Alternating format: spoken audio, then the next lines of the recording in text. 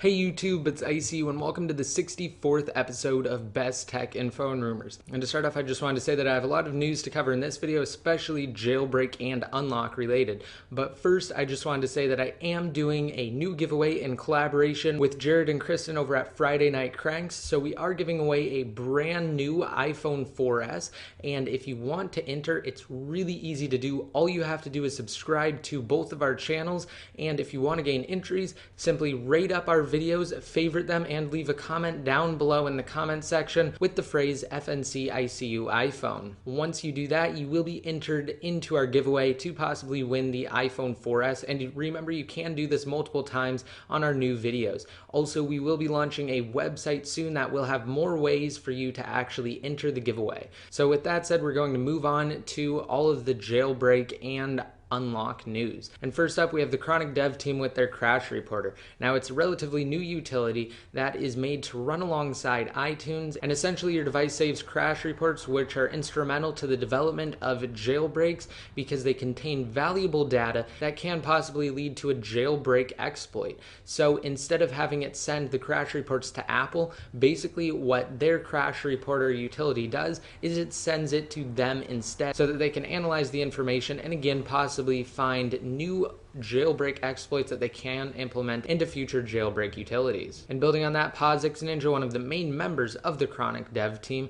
actually said that Apple closed a lot of their untethered exploits, and that's why it's been taking so long for them to actually release a jailbreak utility, is because somehow all of those exploits that they discovered were closed from the beta versions of iOS 5 to the final release of iOS 5. And hopefully with this new crash tool, they will be able to produce a untethered jailbreak utility relatively soon. Also, earlier this week, there was a lot of commotion about a new tool called Acid Snow. It was said to be a tethered jailbreak utility for the iPhone 4, iPhone 3GS, iPod Touch 4th and 3rd generation, as well as the first iPad. And it was essentially like Red Snow. However, it did not work properly, and later on we found out that their tool violated a couple copyrights. So definitely stay away from Acid Snow and don't even download it. Also, earlier this week, Muscle Nerd, one of the key members of the iPhone dev team, tweeted out that they had a very promising iPhone 4S unlock in the works, and later on Muscle Nerd came back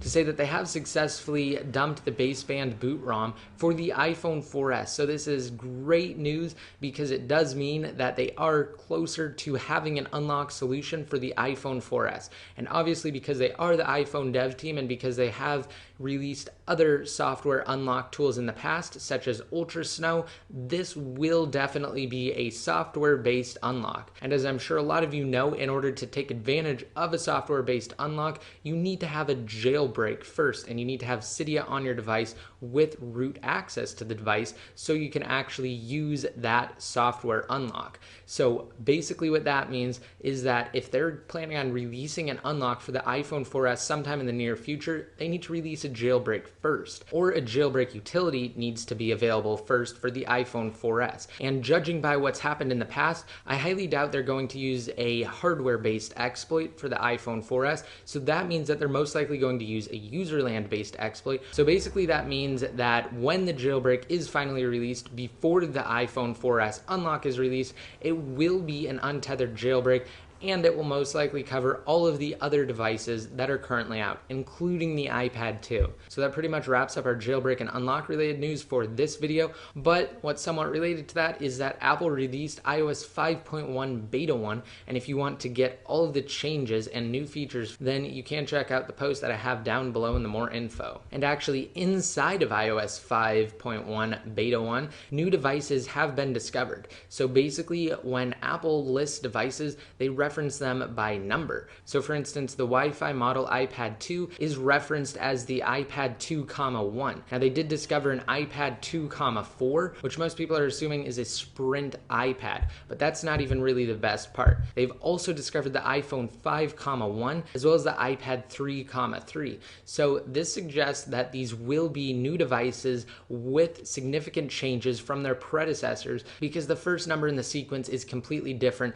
than what the current current iPhone and iPad are referred to. So that's definitely great news for Apple fans everywhere. Also, someone put together a video demonstrating Siri's capabilities versus Microsoft's Tell Me capabilities, and it is definitely funny to see what Tell Me does, and I highly recommend watching that video. Again, I'll have a link to that down below in the more info. Also, with the Siri proxy, developers have been getting creative lately, and one developer put out a video demonstrating how he can control Plex video playback using Siri, actually select different videos, play them, pause them, and skip ahead to new videos. So that's definitely interesting, and hopefully Apple will include something like that in the future. And another developer created other plugins that allowed him to text from third-party applications, control iTunes on his computer, launch applications on his computer, as well as wake his computer up from sleep mode. So like I was saying, the potential for Siri is basically limitless, and it will really be interesting to see what Apple does with Siri in the future when new devices are released. Also, something was released to Cydia called Sirius that allowed users to get Siri dictation on their older devices. However, it was removed due to legal reasons. Also, Microsoft released a new website that allows users with an HTML5 capable web browser